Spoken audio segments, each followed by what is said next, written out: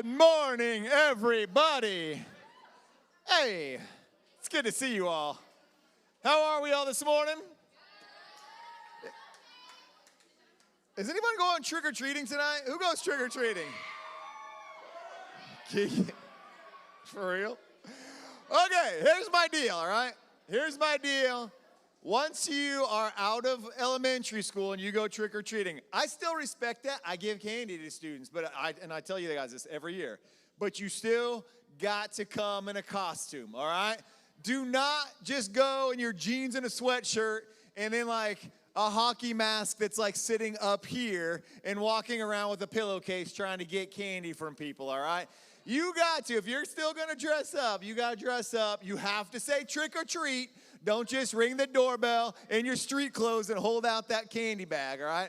So, because I'll still respect, like if kids come around and they trick or treat, I don't care how old they are. I'll still give them candy as long as they're dressed up. But if they're not dressed up, I don't give them candy. And it makes all their friends laugh at them too. And that's a true story. We've had people do that before. They're like, trick or treat. I'm like, where's your costume? Oh, no. I'm like, get out of here. And I'll give extra candy to their friends, and they all point and laugh at them. So you better come correct if you're going trick-or-treating tonight, all right? That's our rules. Have fun tonight. That's right. And have a good time. We're starting up a new series called Bittersweet today. And Mr. Cheney is going to be coming up and speaking with us here in a few minutes. You got to couple it up. Whoa, hey. That's enough. Don't get him started yet, all right? You don't know if he's going to deserve that clapping. When he's done teaching and you liked it, then clap more. How about that? Keegan, that fair? Keegan approves, all right. I'm just kidding. You guys can cheer for Rob all you want. Hey, shout out. Is Mason? Mason's upstairs, isn't he? Molly and Molly. Mason and Abby and Keegan all qualified for state. For running. Congratulations. So if you see Mason, tell him congratulations too. Good job, guys. Way to go. Way to go. Did anybody else do anything? Jack qualified for state for swimming? Nice. Congratulations, Jack. Anybody else do anything fantastic that we should be aware of? No one? Hey, and Molly's here. Congratulations, Molly. Yay, all right. I don't know. Hey, a couple of quick announcements. Make sure we know what's coming up. First of all, this Wednesday is that's right, Exodus XL. It's Exodus XL. That is this week. So make sure, you don't have to clap for everything now. So this Wednesday, you need to be here. You need to invite some friends. It's going to be an awesome time. We're starting out a new series, but everything's going to be this Wednesday night. Everything's going to have a big Thanksgiving feel. So shout out for Thanksgiving. Get that turkey. Hey, so we're going to have a blast with that. So we are going to do our own version of a Friendsgiving party here this Wednesday night. So you need to bring your friends, and we're going to have a lot of Friendsgiving team competitions involving Thanksgiving food. And so it's going to be an awesome. Okay, we don't keep clapping over everything. I appreciate the enthusiasm. I appreciate that. Now, so bring a friend. When that tornado alarm hits, if Will was here on time, I had that set up for you, Will, but you just showed up. I know, it's all right, Will. I'm glad you're here. Now it's a little forced. But when that tornado alarm hits, you need to make sure, did I invite a friend to church tonight? All right, first Wednesdays, the tornado alarm goes off in Missouri every month, all right? It does, Lily. Don't say no to me. Where'd you get those Cocoa Puffs from? Ooh, gross. All right. I thought you were stealing. I thought you took off our prize one. This one has not been opened yet. So hey, invite a friend, guys, 6:30 to 8 o'clock. It's going to be an awesome time. Lots of prizes, lots of fun, and we're kicking off a new series. But that night we are focusing on friendship, and so it all kind of ties together. Make sure. Look at this place right now. Look at this room. All right, look around. Our seniors aren't even in this room. If everyone here showed up, it's going to be an awesome time. If everyone here brought a friend, even better, all right? So let's make it a point. Mid-school, start inviting everybody be here. Other thing I want high school to know about, all of our high school students, is Focus will start back up next Sunday night, and we are at the Graham's house, which that is not correct. Sorry about that. Don't take a picture of that. We'll make sure it's up there. I did send out an email to all parents, and so your parents have the Graham's address. We'll put the correct one up there. So we're going to be that's correct, right? We're at Austin and Stephanie's. All right. So we will be at their house for this next series. High school students, if you did not join us last time for this, it was an awesome time as Donald kind of walked through Old Testament and how that pointed to Christ. This next series, we're just going to be talking about how you can know to trust the Bible, historical accuracy of Scripture, how we know the Bible hasn't been changed 1,000 times like a lot of people will tell you. And so it's really going to hit some good stuff, allow you to grow in your knowledge, build up that foundation so that you can feel secure in that and also know how to talk about it with other people. I love this stuff, what we're about to do, and I won't plug it too much right now because I know there's a lot of mid-schoolers. I'm just telling you, this stuff will be invaluable to you. And so please make it a point. I think we're doing 5 weeks of this one. 5 weeks of this one. 5? Can we get that extra? Yeah. I mean, because, do what? I don't know. Maybe 6 weeks. Who knows, Jay? I don't know. We'll see. So it's going to be awesome time. So high school, make this a priority. You want to be there. You're going to learn something from it. All right, let's do a quick game real quick. It's Halloween, so I found this. Oh, sorry, Will. My apologies, Will. I have an irrational fear of speed bumps, but I'm slowly getting over it. That guy. Will, are you exhausted? What's going on back there? Will just went to the basement, and he's back. All right. Will, that was a good one. I'm glad you made it here today, buddy. You sleepy? No? Everybody, give a clap for Will, guys. Give a clap for Will. Week in, week out. All right, hey, we're going to play a little game. We got to get rid of some junk up here, so we're going to get whatever's left of our candy and 2 unopened boxes of cereal because we got to get rid of these cereal boxes as well. So let's play a little game called Ice Cream Flavored Graveyard because it's Halloween. Spooky. All right, these are all either going to be real ice creams that were once real names and real flavors that they have since stopped making, or it's fake, all right? So it's going to give a name of an ice cream. You got to determine, is that a real name or is that a fake name, all right? So very simple, very simple. The team that gets the most points, you guys will win something, all right? Which I'm going to announce the winner of our Region Weekend because you will get free donuts for the entire month of November, and we'll get to that here in a second. All right, so very simple. Just pop up your hand. Oh, you know what? We're going to change this, actually. If you think it's real, you're going to put your thumbs up. If you think it's fake, you're going to put your thumbs down. If you get it wrong, you're out for the entire game. So I want everybody to stand up. Let's do it that way. That makes way more sense.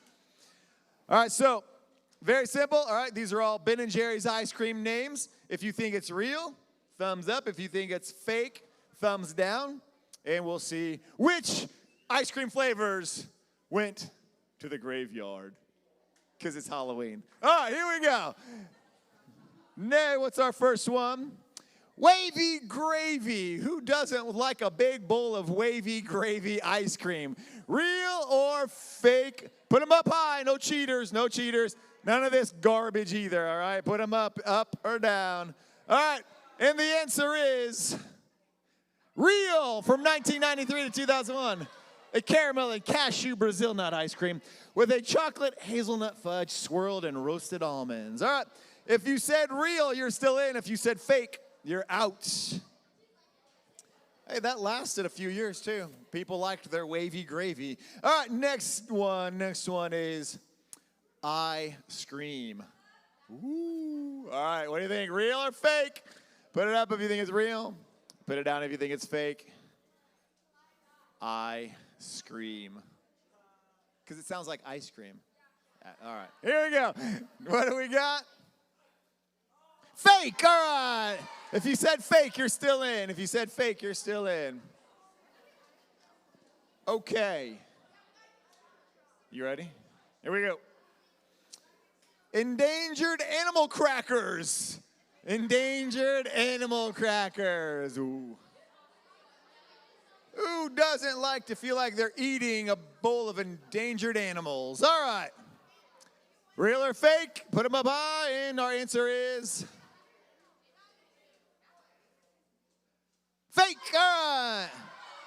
If you said real, you're out. All right. Leaders, make sure you're checking these thumbs so we don't see any fakes or liars or cheaters. All right. Next one, what do we got, Will? Fossil fuel. Fossil fuel. What do you think? It's a little bowl of vanilla ice cream mixed with a hint of motor oil in there. All right, fossil fuel.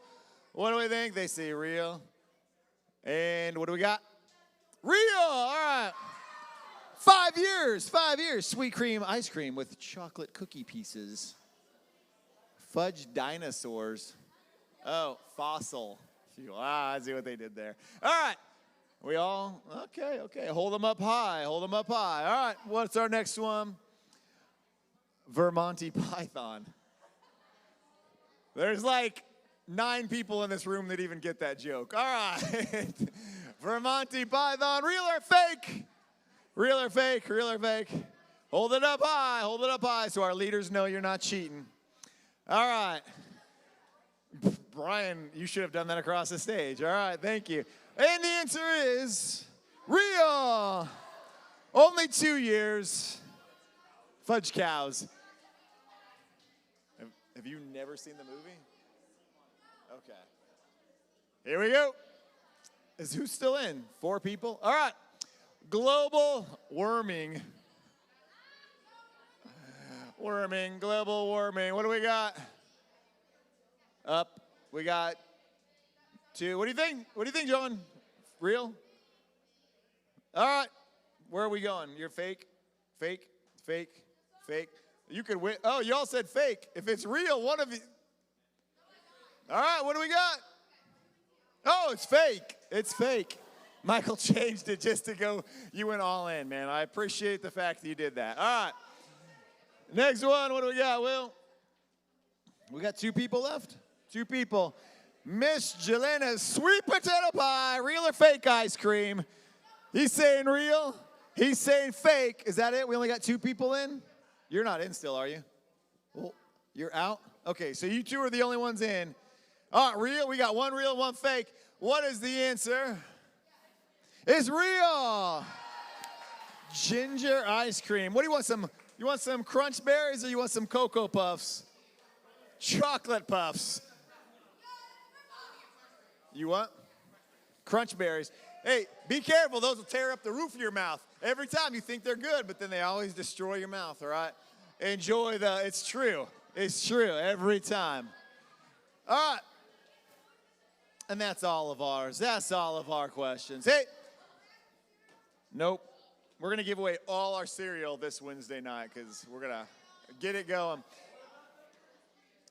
I don't know where that came from. I just put it on the table. Hey, guys, it's going to be a great morning. Go ahead. I believe I got that video in there. Let's check out this intro video. Mr. Cheney's going to come up, do some teaching, and then we'll break out into small groups. Let's have a great morning today.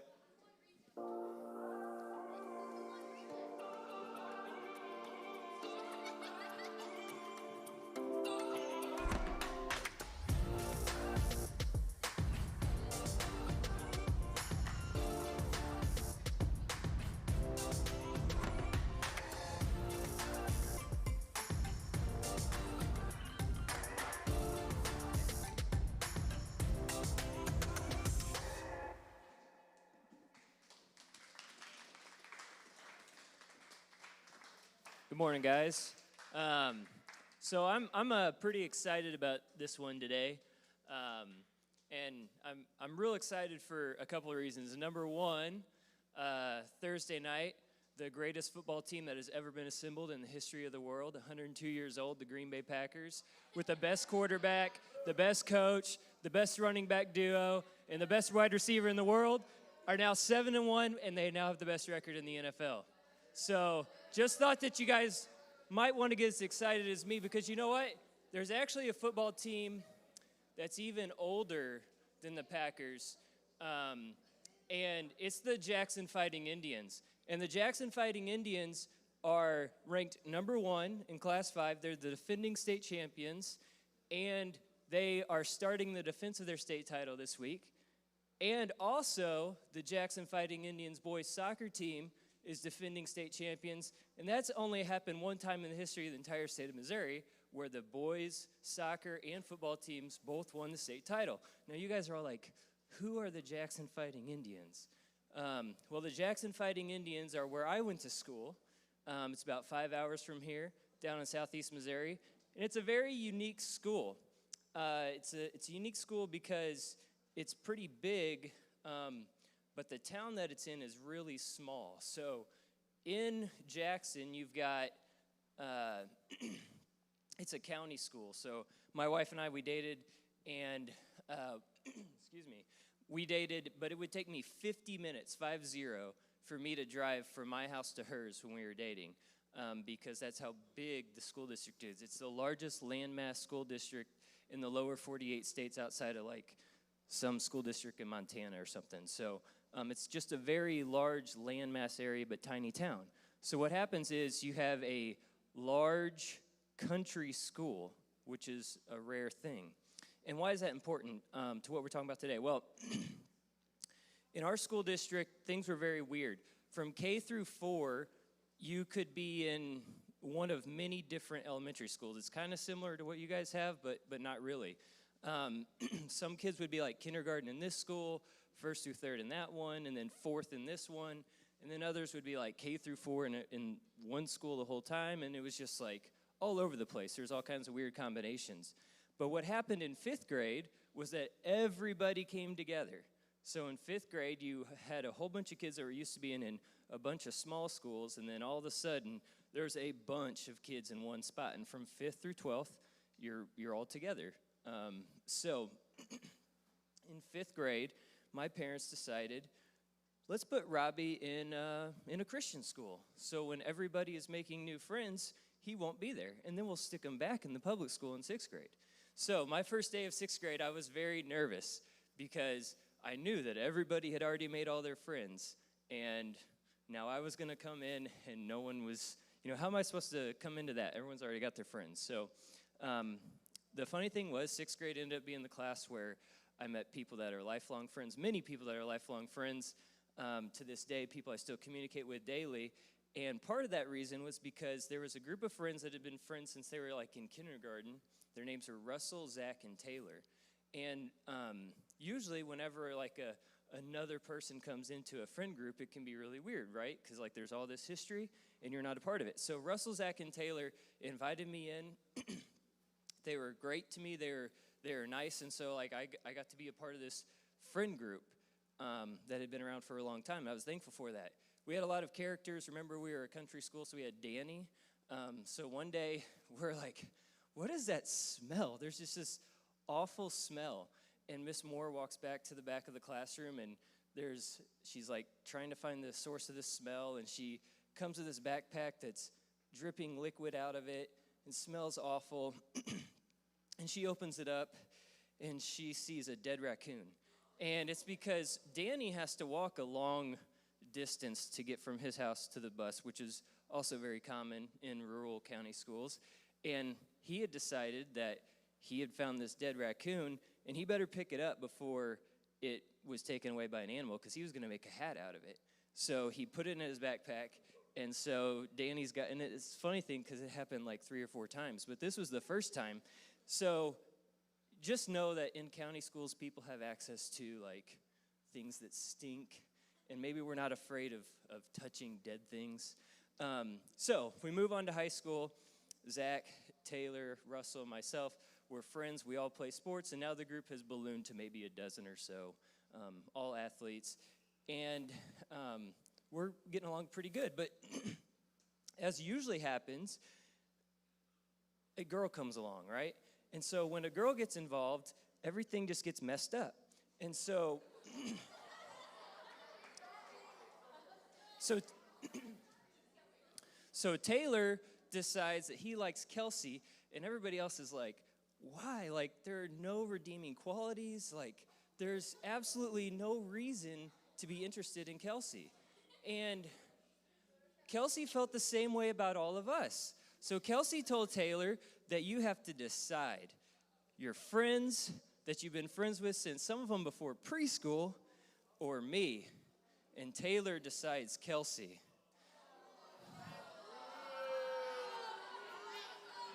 So, what Taylor should have known is that that was the wrong choice. So what happened was a few people, myself not included for the record, decided to go fishing on Lake Girardeau. And they go to Lake Girardeau and they catch a bunch of fish and they bring it back and they fish fry. And then they decide, what are we going to do with all these fish guts? And so late at night, they don't do this. Halloween, don't do this. Late at night, they sneak to Kelsey's house. And again, we're country boys. We know how to take vehicles apart. We know how to, touch dead things, and it's fine. And so they somehow got into Kelsey's car, opened the door panels, took them off, filled them up with fish guts. And then, like a few days later, somebody decided to ask Taylor, so, hey, how's Kelsey's car smelling? So not only did they know who was responsible, but they knew what happened, and so there's this prank. Well, what's the point of all this? Taylor, at this point, had a right to be upset with us, right? Well, I shouldn't say us. I was not there. But Taylor had a right to be upset, okay? But he also had a choice at this point. How was he going to react to this prank that went way too far, right? Like, the prank went way too far, okay? Well, Taylor decided that he wasn't ever going to speak to us again, and he held to it. He held to it for over a decade. He and Kelsey shortly after that broke up, but what that meant was that, frankly, the rest of us had a lot of fun together through high school into adulthood. We were in each other's weddings. I'm going to one of their weddings in a couple weeks. Unfortunately, one of them even passed away in that time, but in all that time, Taylor refused, even through weddings and a funeral and all these different things that we all experienced together as a group of friends, Taylor refused to be a part of. And he refused, even when people reached out and offered for, to ask forgiveness, Taylor refused, and he held on to that. He held on to that grudge. Sometimes we can hold on to grudges that aren't even sometimes we can hold on to grudges that aren't even necessarily someone doing something to us on purpose, right? Like, sometimes we can be upset with family, friends, because they don't do what we want them to do or how we want them to do it. It doesn't necessarily have to be a malicious intent. Maybe you just really don't like your sibling. I mean, not all siblings get along, right? Like, the personalities are different. You still love them, but you just don't like them, and it's really easy to hold on to those grudges for a long time. But real quick, I'm just going to run through a list of things. I want you guys to get to group. I know we didn't get into Bible today, but we're going to do that in group. You guys are going to get to learn about Paul and his letter to the church in Thessalonica, where you learned about some revenge. But just a few questions here. What are some ways to know you're holding on to something you need to let go? Do you have arguments with other people, but in your head, where you're arguing in your head and you are arguing their side of it too? Are you giving somebody the silent treatment? Are you maybe being passive-aggressive towards other people? That could be in person, online, or through text. Do you complain about the same people over and over and over again to other people? Do you think of ways to maybe pay somebody back or get back at them? So just want you guys to know, like, don't let you holding on to a grudge negatively affect your life. When you hold on to a grudge, it's going to hold on to you. You're going to suffer from holding on to that grudge. So I want to make sure you guys had plenty of times in your group today to really get in and get into God's word and read Paul's letter to the church in Thessalonica. I'm going to pray real quick. God, just thank you so much for this day. Thank you for letting us get here to learn about you, to talk in our groups, to to learn how we can let go of things and to realize that holding on to things is not going to benefit us in any way, shape, or form. In your name, amen.